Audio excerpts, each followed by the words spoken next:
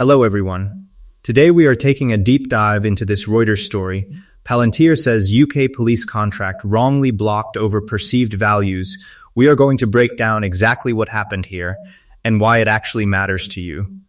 But before that, you are watching Decode Daily News, where we take the biggest business and finance stories and decode them so anyone can understand.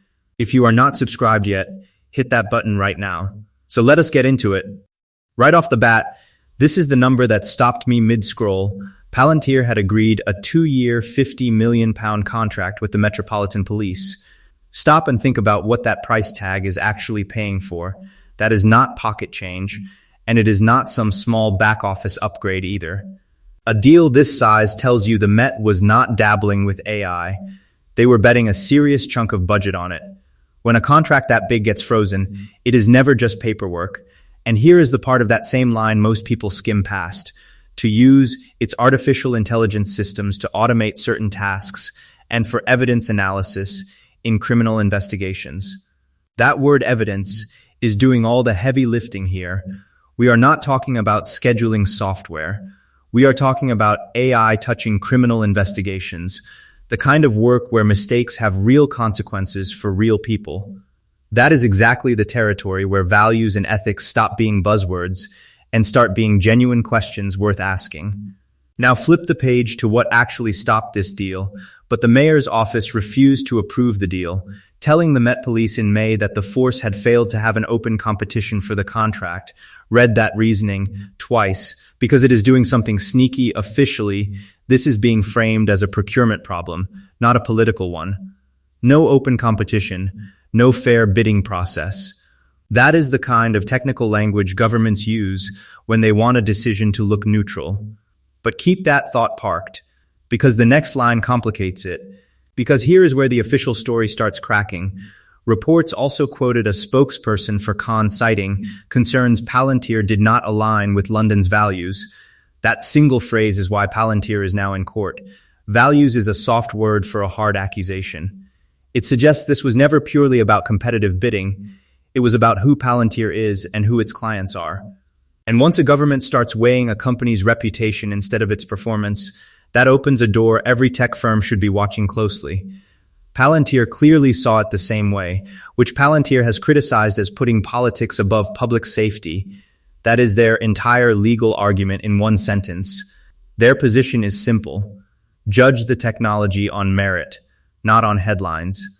Whether you agree with that framing or not, it is a smart pivot because it forces the conversation back onto public safety instead of politics. This is also where the story stops being just a London issue.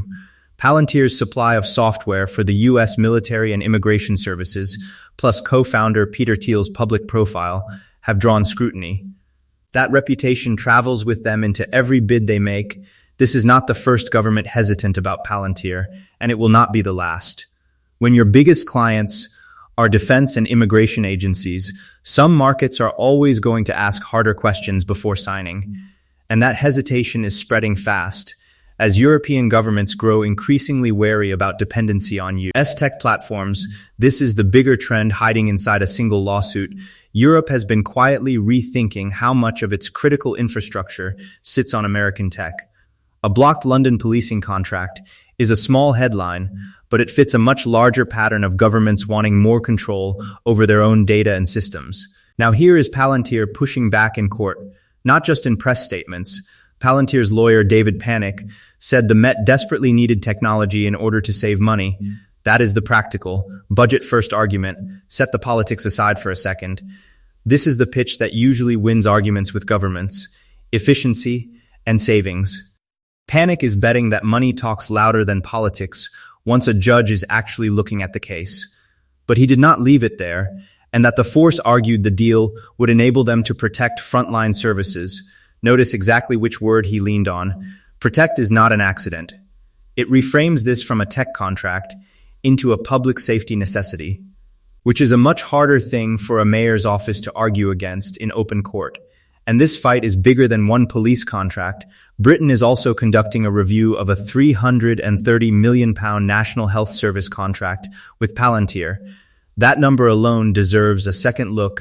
£330 million is not a side project. That is a flagship healthcare deal. When a contract that size suddenly lands under review, it is rarely a routine check. It usually means someone higher up wants answers before more money moves. And the timing of what came next makes it even harder to ignore, while a parliamentary committee said the company had a clear mismatch with UK values. That is a government committee saying the quiet part out loud. This is not a mayor's office anymore. This is a formal committee questioning whether Palantir belongs in UK institutions at all. One blocked police contract could be a local dispute. A parliamentary committee raising the same concern about a separate NHS deal tells you this is a pattern, not a coincidence. And that is exactly the kind of signal investors should not brush past. So that is exactly where my take comes in. But real quick, before I give you my take, this video is for educational purposes only, not financial advice. Always do your own research before making any investment decisions. So what concerns me here is not the London contract itself, it is the pattern behind it. Government revenue is a huge part of Palantir's growth story, and government relationships run on trust as much as technology. If more institutions start treating values alignment as a legitimate reason to pause a contract, that becomes a slower, messier sales cycle everywhere, not just in the UK. Nobody is saying Palantir's technology does not work. The question investors should actually be asking is whether this kind of friction becomes a permanent tax on every future government deal. Watch the NHS review closely. If that contract gets paused too, this stops being one awkward headline and starts being a real pattern worth pricing in. So that is the full story behind this one. If this kind of breakdown helps you see the news differently, hit like and subscribe. It genuinely helps this channel grow. Drop a comment and tell me, do you think institutions should be allowed to pause a contract over a company's values, or should it only ever come down to performance and price?